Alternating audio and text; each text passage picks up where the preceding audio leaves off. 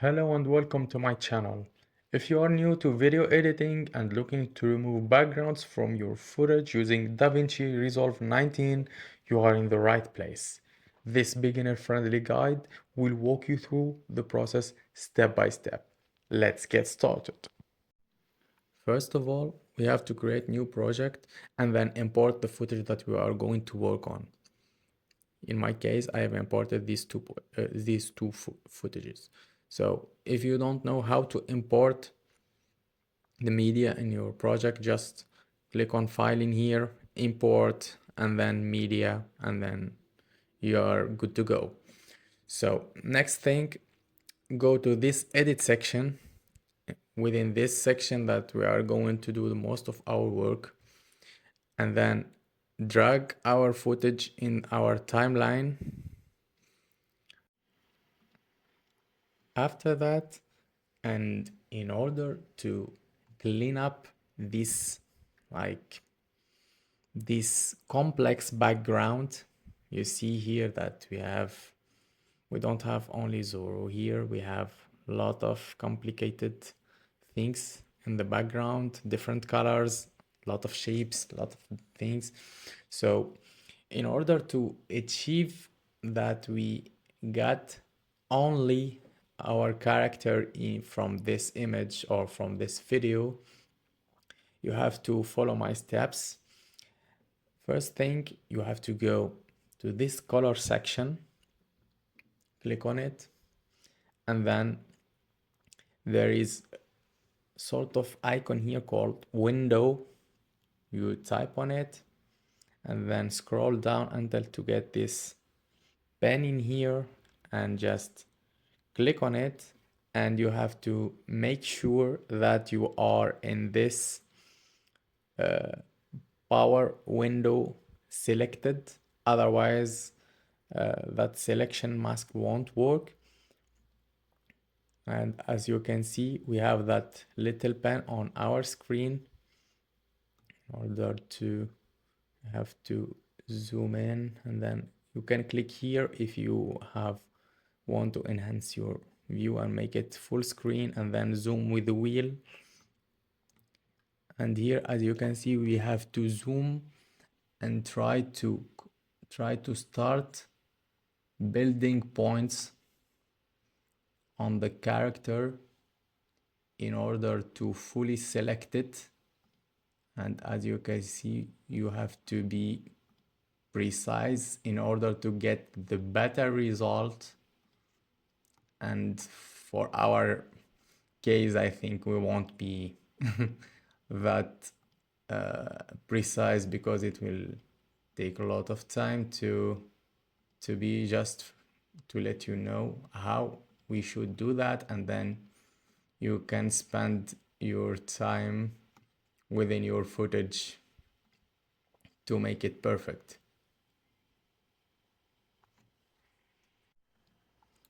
We continue our work point by point. We are going to get the sword in here, then try to go back down, and you can zoom in and zoom out using the wheel of your mouse, and you can pan the video while clicking on the wheel.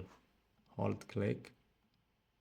There is the Zoro here. I'm sure it won't be that precise in our case, but it doesn't matter, because it just for education purpose. If you want to make everything perfect, you have to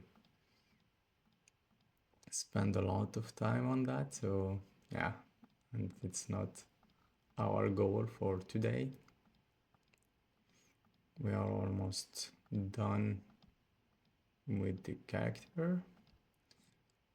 We continue our work until we connect last points to be with the first one. There is it, here it is. And then you will notice that it is sort of selection that have been made on our character in here. And now we have to make sure that this is on the starting point, and then we have to click on this, which is a tracker that will track our object during its movement, and then click track forward. You will notice that object is being tracking his records, waiting until it's done.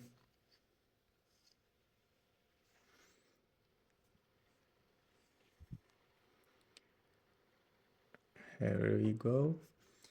The tracks have ended, and then we go back to the old view, and this one, click on this one, enhanced viewer, and go back in here and go to this side of the editor, and then right click, add alpha output. Click on that. You will notice that there is a blue point that have been created in here. Just you have to connect it with this one. Just click on this point, hold your left mouse key, and then connect it with this point. And here we go.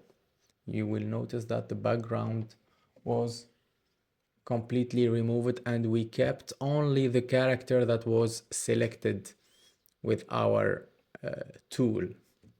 So if you go back to the edit section in here again, and you can see that the character is totally removed from the background. Of course, we have like sort of lack of precision since we weren't that precise during our mask selection, but that's one way at least to achieve something that could be useful for you guys in your project or in your edits. So guys, that was our first way to do that. Now we are going to remove this from our timeline, and we are going to drag another record or another footage that we are going to try to work on. So we have this simple video with a solid background, not like the other one. The other one was much more complicated.